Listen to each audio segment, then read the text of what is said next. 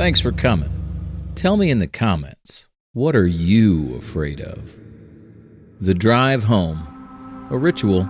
Every night, the same route. Main Street to Elm, right on Maple, left on Oak. 20 minutes, door to door. Familiar. Predictable. It was the kind of routine you could do in your sleep. And for a long time, I basically did.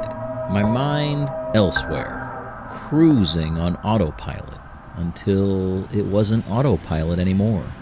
It was around 1 a.m., empty roads. The streetlights hummed. As I turned onto Maple, I noticed it. A flicker. Just a single street lamp, about halfway down the block. Not like a normal bulb dying. This was a stutter, like a skipping record. On, off, in a frantic, unnatural rhythm. Then it stabilized. I blinked. Must be tired again, I thought. Just a faulty bulb. My mind, ever the rationalist, filed it away. But then, as I passed the next block, the same thing happened to another light, and then another. Not consecutively, but randomly. A staggered, impossible symphony of flickering light. Then, total darkness. For a second, my headlights cut through it, revealing nothing unusual. Then, the lights came back on. All of them. Perfectly normal. I gripped the wheel a little tighter. Probably a grid fluctuation. Old wiring in this part of town, I told myself. A coincidence. But then I saw it. Or rather, didn't see it. The old abandoned diner on the corner of Maple and Oak. Always boarded up. Always dark. It simply wasn't there. The space was empty. Just pavement. And then, as quickly as it vanished, it reappeared in my rearview mirror. Exactly where I just passed it. Boards, darkness, everything. I shook my head. Fatigue. Had to be. Just exhaustion playing tricks. The kind of thing that makes you laugh nervously even when you're alone. But the laugh died in my throat because the familiar silence of the empty streets now felt vast and waiting. I tried to shake it off. Told myself the diner vanishing was a trick of the light, a momentary lapse in attention. But as I kept driving down Maple Street, the feeling of wrongness didn't dissipate. It intensified. It began to expand. The block stretched and stretched. Maple Street, usually 4 short blocks to Oak, seemed to unravel into an endless ribbon of asphalt. The houses, identical, blurred into a repeating pattern. The same porch light, the same trimmed hedge, the same silent, dark window pane. It was like a backdrop, repeated again and again. I passed the same blue minivan parked on the curb 3 times in a row, and I knew, with a cold, sickening certainty, that I hadn't made a single wrong turn. This was still Maple Street, but it wasn't my Maple Street. I slammed on the brakes. The silence was absolute. The passing cars, the distant city drone, all gone. Only that low, impossible hum and the faint, rhythmic pulse of the streetlights, flickering in a sequence I couldn't decipher. I stepped out of the car. The air was still, too still. Not a breath of wind, not a rustle of leaves. The streetlights stretched into the distance, perfectly spaced, but seemingly leading nowhere. And every one of them glowed with that sickly, stuttering light. My phone had no signal. My GPS showed me stationary in an unmarked gray void. The familiar icons of apps were replaced by a single pulsing question mark. Logic screamed. This was impossible. This was wrong. But the more I tried to apply reason, the more meaningless it became. The world had gone crazy. I had simply slipped into something. And as I stared at the endless, silent street, I felt a new kind of terror. Not of what was in this place, but of the place itself. It was vast, and I was hopelessly, illogically lost within its impossible pattern. Tried to make sense of it, to find a pattern. My mind, a creature of logic, searched for rules in this place where none seemed to apply. There were rules, just not human ones. They were the rules of the in-between. The streetlights. They didn't just flicker randomly. They pulsed in sequences, a slow, agonizing rhythm that repeated every few minutes. And as they pulsed, the shadows.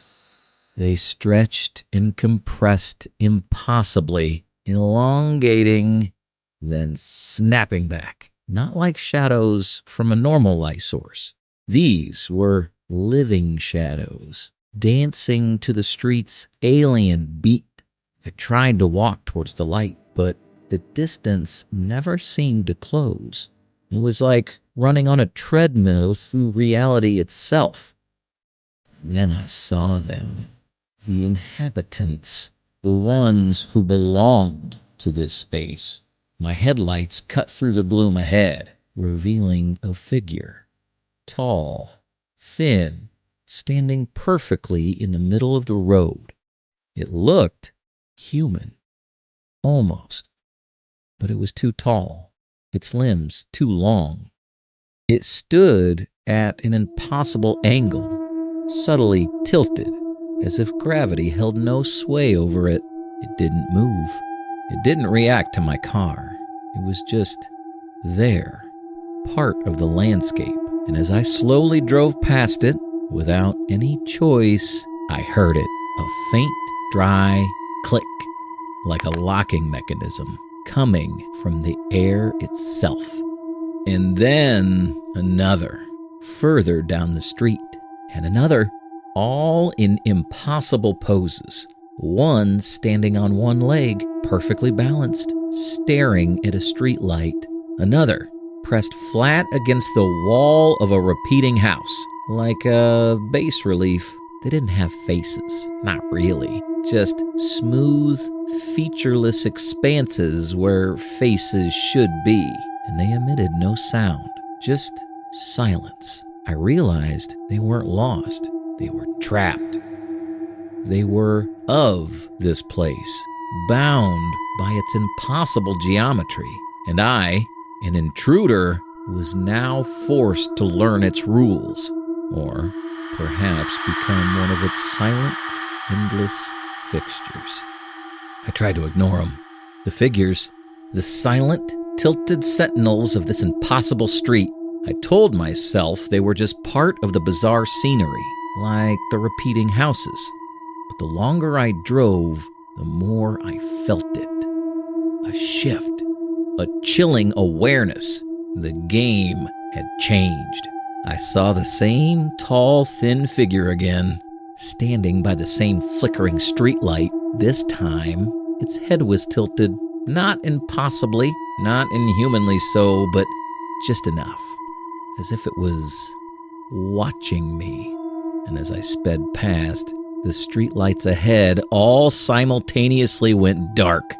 The sudden, absolute blackness, broken only by my headlights cutting a desperate tunnel through the void.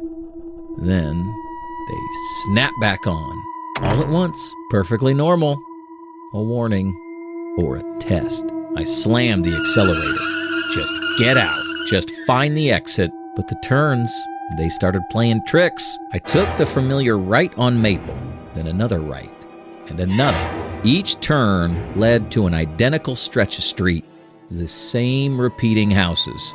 The same impossibly distant streetlights. The road wasn't just stretching anymore. It was looping, tightly, trapping me.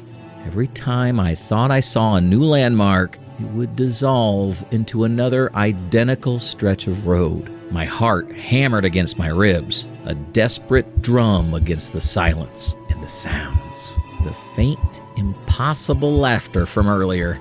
Now it was clearer, and it wasn't distant. It was repeating, getting closer, sometimes from ahead, sometimes from behind, always just out of sight. I glanced in my rearview mirror. Nothing. Just the repeating street. But then, in the very periphery of my vision, I caught it. A fleeting glimpse of a shadowy figure, impossibly tall, moving in sync with my car, just beyond the edge of the streetlight's glow, keeping pace. It wasn't just in the street, it was in the shadows, and it was getting closer. They weren't just fixtures, they were the hunters, and I was the prey. The car died, stranded. The shadowy figures, they never materialized fully, just vanished as the engine sputtered its last. Silence, a profound, aching silence. I tried to walk, tried to find a gas station, but every direction was the same repeating houses, the same flickering lights, the same endless, impossible street. That's when the realization dawned. Cold. Absolute. I was never going home. This wasn't a detour. This wasn't a wrong turn.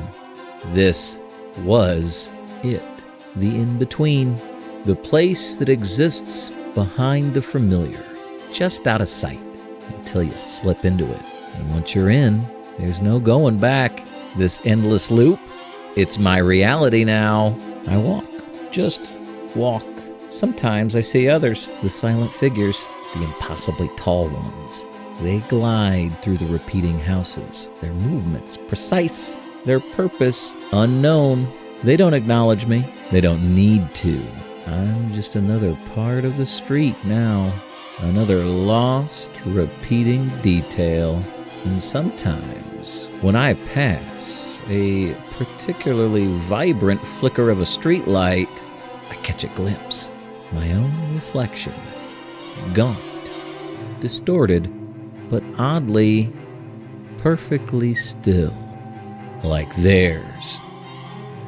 Days blend into weeks, weeks into nothing. The memory of home. It's a faint echo now, like the distant sound of a passing car. This street, it's endless. It's always the same.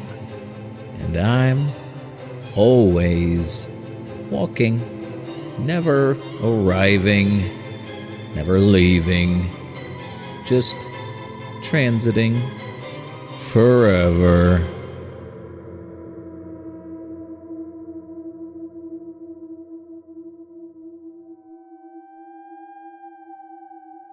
Stay tuned.